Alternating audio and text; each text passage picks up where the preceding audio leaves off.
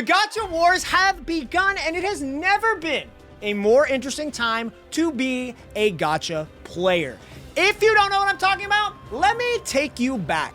The year is 2017, where a small indie company named MiHoYo started working on a little game called Genshin Impact. All right, MiHoYo was quite the successful company with their smash first hit, Honkai Impact the third, which had a pretty successful release over in China, where it raised about $151 million in its first year of development. So pretty much after having such a successful run, it was able to develop its new game, Genshin Impact. They had a development and marketing budget of $100 million, and the game was heavily inspired by Breath of the Wild. That was the development team's head inspiration for the game. Now let's fast forward 3 years to September 2020. That is when Genshin Impact was set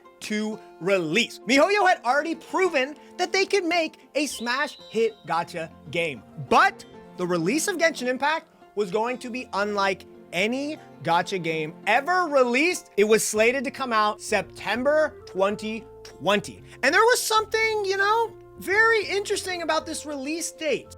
A global pandemic. Does anyone remember that? Yeah, pretty crazy. Everybody was locked up indoors. They couldn't see their family. They couldn't see their friends. All they had were the internet, hobbies, whatever, to get them through these tough times. Do you guys think that maybe all these people locked up inside might enjoy a fantasy game filled with magic, dragons, hot anime girls, a wide open world to explore? I'm gonna say the answer was yes. Genshin dropped, and overnight, it became an absolute smash fucking hit, bro. In the first 2 months of its release, generated $393 million. In its first 6 months, it made $1 billion. And by the end of the year, the full year of 2021, it reached $3 billion.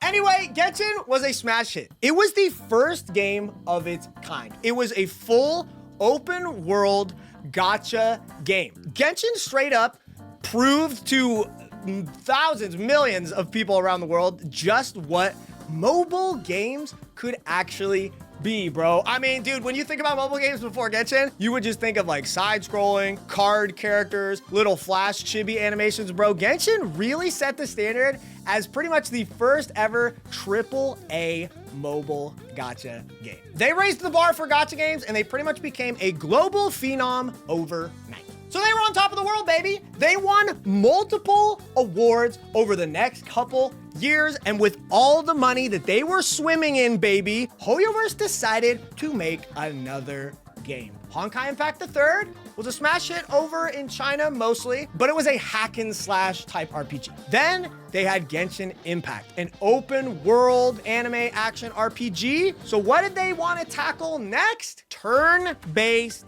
RPGs with Honkai Star Rail. So Genshin's ginormous amount of money that it generated, HoYoverse was like, let's do that shit again. So Honkai Star Rail had some pretty big shoes to fill. So do you guys think Star Rail was able to live up to the hype? Not only from HoYoverse themselves, expecting it to make a ton of money, but the player base, man. The player base who's been giving all their money to Genshin, they were expecting a lot. I wonder, chat, do you guys think Star Rail did pretty good? And it turns out they made another goddamn cash cow, baby. HoYoverse, once again, rolling in the dough. They cannot stop making money. It was insane. Honkai Star Rail and Genshin Impact were fighting each other for the top 1 spot on the revenue charts every month. It was just switching between the two, depending on how hype the banner was. HoYoverse had cemented themselves as an absolute titan of gacha gaming. They were on top of the world. They dominated the entire market. And so the Genshin Impact development team After years and years of success, they climbed upon their giant pile of dragon gold and they took a nap. I'm not gonna pat it lightly. They've gotten a little bit complacent over the years. Look, Genshin Impact gives constant updates with new characters, new areas every once in a while, new artifact sets, new events, all that kind of stuff, story. But Genshin Impact never really wanted to push the envelope of what the player base wanted. No new late game modes, something that the community has been begging for a very long time. Once you reach the late game, there's not that much to do. They never made any changes to the gearing artifact system or the resin, stamina system in their gacha game. They kind of just chilled there because, to be honest, they didn't have a reason to change, okay? They were getting just wads and wads of money thrown at them every single month without actually developing really new crazy modes. So why would they need to, right? Because straight up, guys, they didn't have any competition. That was until Tower of Fantasy was slated to release globally in August 2022. This game was unbelievably hyped up. It was going to be the Genshin killer. It had an open world. It had a vibrant cast of characters. It promised real difficult late game modes and PvP. And so the release of Tower of Fantasy, the hype was unprecedented, okay? Because people who stopped playing Genshin or didn't like Genshin or wanted that next big game to drop, we're shilling this. I'm talking every content creator was on Tower of Fantasy. They were throwing sponsorships everywhere, and the peak viewership that Tower of Fantasy hit on Twitch the night of its release, it eclipsed Genshin Impact's release by like 50,000. They hit 276,098 peak viewers on Twitch. Absolutely unheard of from a gacha game. So was Tower of Fantasy here to stay as a juggernaut of the gacha game space? A true rival to Genshin Impact? No, it actually flopped like hot garbage in the next couple months for a honestly multitude of reasons. First off, gacha game MMO. I don't know why people were excited about this, bro. Obviously, the whales, the people who spend money, are just going to absolutely dominate these kinds of modes. They're gonna get ahead of everybody, whatever. PvP?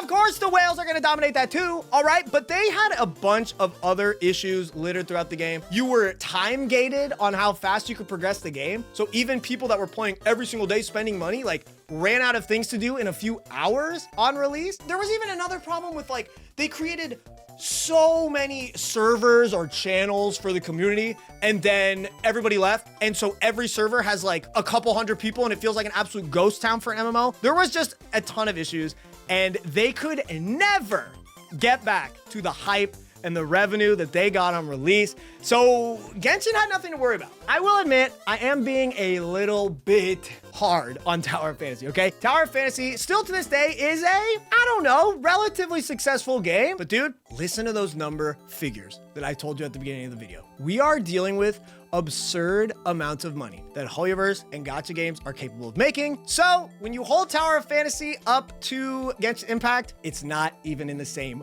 ballpark, baby. Here's HoYoverse after what happened to Tower of Fantasy in just a few weeks. Genshin was genuinely worried about Tower of Fantasy, but dudes, week or two after release, Genshin had nothing to worry about, threw their hands and feet back up, and they were on top of the world, all right? But that is where I stop the happy music playing. There was actually one more game silently lurking in the background, training. They were in the hyperbolic time chamber, bro, to become a true rival to Genshin Impact. No MMO, no PvP, something that could really give Genshin a run for its money. Introducing Kuro Games. Kuro Games, another Chinese developer that released their game Punishing Gray Raven over in China around the same time that Genshin came out, but it didn't get a global release until 2021. PGR, it had a pretty okay release. Look, Kuro is notoriously known for having a very poor marketing force here over in the West. So as good of a game as PGR might have been, nobody knew about it, bro. So yes, PGR had a pretty good release, just never really caught on over in the West. But what PGR did was it sure made enough money for Kuro Games for them to start developing on their next big game, Wuthering Waves. This is the true Genshin rival that has been hiding in the shadows this whole time. Kuro Games started developing Wuthering Waves in May 2022. So Kuro Games, after they released the announcement of Wuthering Waves, had a pretty darn silent 22 months of development. They had one closed beta test within the 22 months, but on the 23rd month, they released their closed beta test 2, which was an absolute smash hit. Everybody who got the opportunity to play the closed beta 2, they were raving about it, man. Everybody was hyped after that. All the content creators hyping up the game. Everybody was looking forward to Wuthering Waves, baby. But the CBT brought something very special.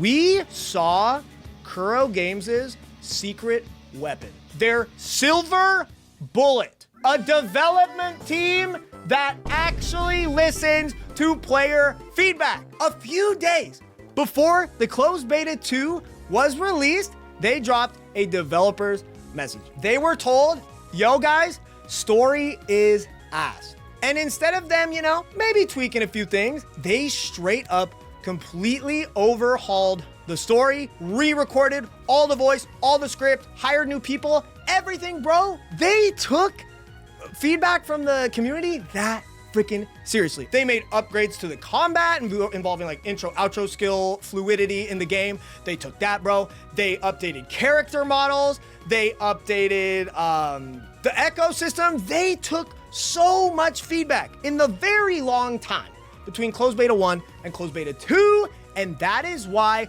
closed beta 2 was a smash hit, bro. It popped off. So pretty much with the banger reception that closed beta 2 got, everyone was hyped, everyone was excited, anticipated for the release, but they were officially on HoYoverse's watch list, baby. They were under a close microscope because HoYoverse was not going to let anybody take their market share from them. So these next couple months, whenever Wuthering Waves is gonna release, everyone was waiting on bated breath. And so, Kuro Games announced the release of Wuthering Waves earlier than anybody had anticipated. It was May 22nd, 2024. That was a lot earlier than we thought because honestly, the closed beta is slapped. They took the feedback, but it did feel a little bit unpolished. Voices were a little sus. And I mean, there were a lot of bugs. So it was coming out way sooner than everybody thought. That brings us to the present day. Well, at least the last 2 weeks where all of this has happened, okay? And this was when the first shot of the Gacha Wars was fired. May 22nd was an amazing day for Kuro Games to release Wuthering Waves. There was no huge Genshin Impact or Honkai Star Rail anniversary patch coming out. There was no giant new region coming out in Genshin or Star Rail. Those are the biggest updates. New planet, new world, new stories, everything. It came out during a relatively low point for both games. So it was a very smart and calculated attack by Kuro. I will mention this as well. HoYoverse's new game that they had been working on, their third humongous game they're planning on having, Zenless Zone Zero, did not have an announcement date yet. So they needed to beat them to the punch, and they released before ZZZ even got a release date announced. But Genshin fired back, baby. The second attack of the Gacha Wars, bro. They released a dev discussion the day before Wuthering Waves came out. They said, yo guys, we are increasing the resin cap from 160 to 200 resin. And honestly, this is something that Genshin fans have been begging, itching for a long time. But bros, for this to come out the day before Wuthering Waves is released, it was kind of like a freaking gut punch, bro. It was a little bit annoying because they could have done this at any time. So I'm gonna be honest, myself and a lot of other people in the community, we're happy with that change, but bros, that felt like a little too late. But so, maybe this made a little bit of buzz in the Genshin world, all right? But literally, the next day, Wuthering Waves released with an absolutely, like, astronomical success on Twitch, 147,490 peak viewers. This was, in fact, less than Genshin Impact, but boost, everything, man. I'm not looking at this as a big L for Wuthering Waves. I think they had a very successful launch day. But as much as I would like to say Wuthering Waves had an absolute smash release, it was an undeniable success, instant classic, bro, it wasn't. Wuthering Waves on release had a ton of bugs. It had a ton of glitches. The English localization of the game, dude, I don't want to hate on the actors too bad, but bro, the English VA was not, it wasn't the sauce. Don't get me wrong. The game was extremely fun, but it had a lot of bumps in the road on release. But there is one thing that any gacha player will forgive you for. And do you know what that thing is? No. It's free waifus, baby! A gacha game that's generous? Who would have thought? They gave a free 10 pull for all the bugs. They were like, yo guys, sorry about the bugs, man. We're working on them. They were hot fixing them, mind you, the whole time for days, hours on end. And they even dropped a free 10 pull, bro. Keep in mind, 10 pulls is what Genshin gives away once a year during their anniversary, sometimes. This was on release. They already had all the pre-registration rewards, pulls flying out, and they gave us another tenner. So dude, Kuro, they were going to do everything they could to make the release of Wuthering Waves a success. And so they gave us some pulls. So when Kuro was on the back foot after release, they clapped back. But HoYoverse was not going to sit there lightly, baby. 2 days after Wuthering Waves' release was the pre-scheduled 4.7 special announcement patch for Genshin, baby, where they did the biggest thing they could.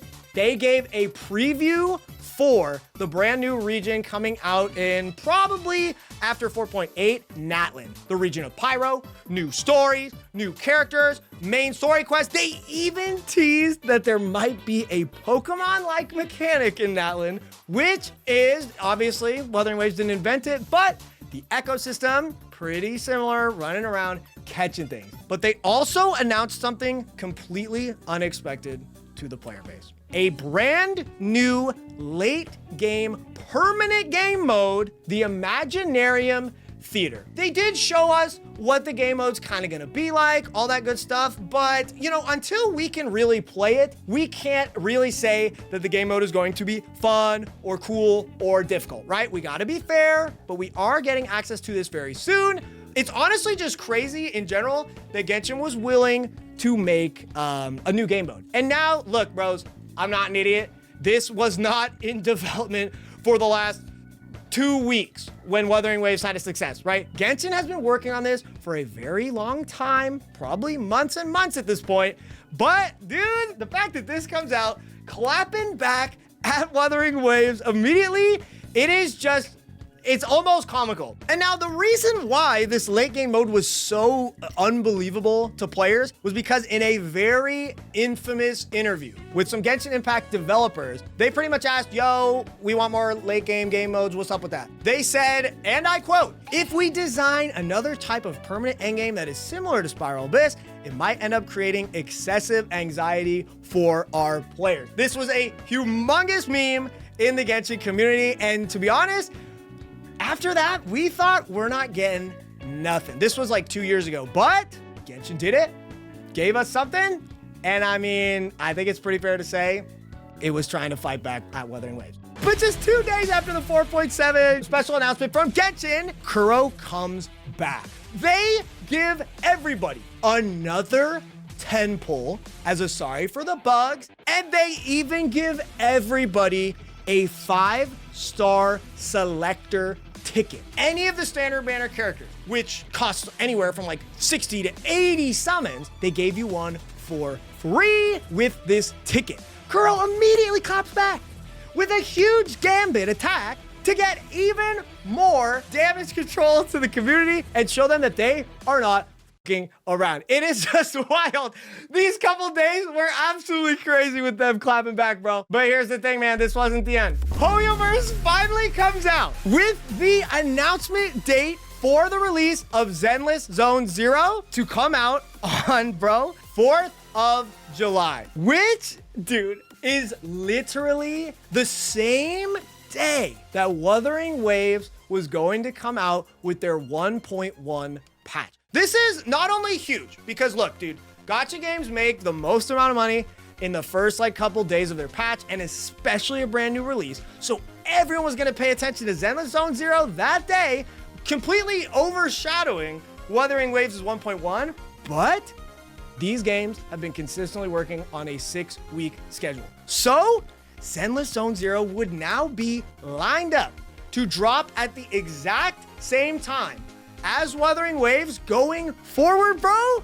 Dude, HoYoverse 100% calculated this attack, bro. They were not going down without a fight. This was HoYoverse's trump card to screw over Wuthering Waves 1.1, man. And they came swinging. But Chad, I gotta keep it real. This was the first big L that Kuro Games took in the war. They have been fixing these bugs and giving nice rewards, but there was a very big uh-oh. They had a mistranslation on the limited weapon banner at the time over in JP. It was something like after you use your resonance skill, you get a boost, when it was actually after you use your resonance liberation, which is your burst. This is a huge uh-oh, okay? Because people were probably incentivized to pull for this weapon for different characters. They thought the weapon was better than they might have thought, and they pulled for it, man. But Kuro went and reversed, fixed the translation, and they effectively told players, we're not doing anything. And that lit the community on fire, bro. But then after that, they moved it forward to, hey, anybody that was affected, email us and we're gonna try and get you compensated, okay? Well then, everybody who emailed them, Kuro accidentally goes and leaks every single email address by just responding to everybody in the CC so you could see everybody's emails, bro. Literally doxing everybody's emails who were trying to get their something back for a mistranslation, bro. And so after that, everybody thought this is an absolute joke, bro. I bet you the Genshin devs were partying, getting shit-faced every night. They were like, we fucking did it, baby. But they did do one thing. They ended up trying to give every single player who was affected a $60 like apology Amazon credit type thing. That is nice, but dude, messing that kind of stuff up in Gacha games is a huge uh-oh. But now, guys, it brings us to today, where the war has reached its absolute climax, okay? Just when we thought HoYo had played their cards right and is gonna stomp on the Wuthering Waves 1.1 release, Kuro was their own worst enemy. Kuro claps back with the craziest gambit I have ever seen, bro. They decide to do two things. One, they give everybody, for the problems of the translation, the banner, whatever, they give everybody a 10 pull, a 5 pull on the weapon banner, and then 20 crystal solvents. It's like the energy stamina system for the game. That is extremely generous. But this is the biggest one, man. They decide to move forward the release of Wuthering Waves 1.1 a full week forward so that they completely avoid the Zenless Zone Zero release, man. So now they come out a week early. Everybody's hyped for 1.1 Wuthering Waves, and HoYoverse is left sitting there like literally outplayed. They straight up got outplayed, bro. Something to mention is that, dudes, Yin Lin, the super hot baddie character that everyone's been waiting for, they're moving her release forward a week as well. And she's gonna get a full banner duration. Same with Jian, the 5-star right now. They played their cards so well, man, and they absolutely gamed on HoYoverse. Chat, that brings us to today, where the war is still ongoing. And if you had to ask me who the winners of this battle are right now, hey man, I'd say it's the gamers, because we are eating good. I don't really like this. This slide's a bit much, but bro, ain't nobody winning besides us. With HoYo and Kuro are fighting at each other, innovating their games, updating them, making them better. We, the gamers, are straight up the winners, man. This shit has been so freaking funny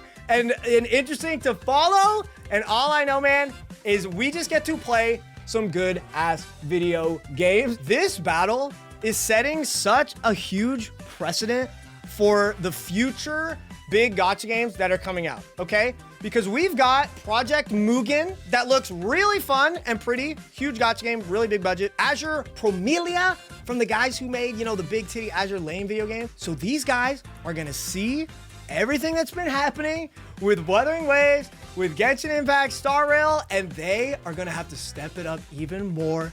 And all that's gonna make is us, the gamers, the goddamn winners. All right, this war is still going on day to day. So if you want to stay up to date with this war, all right, then come drop by the stream where I'm streaming all the time, playing Genshin, playing Wuthering Waves, playing Star Rail. All right, this is the place to be to stay up to date with the ongoing war, baby. This journalist right here, he works for free and he works for you. All right, thank you guys for watching the YouTube. I appreciate you guys oh so very much. Big shout outs to the patrons. All right, we got Zick, Launcey, Bob, everybody on the Patreon. I appreciate the heck out of you guys. Stay tuned, man, because this war is heating up and this has been a very fun battle to watch. I appreciate the fuck out of you guys. Have a good one. See you guys in the next video.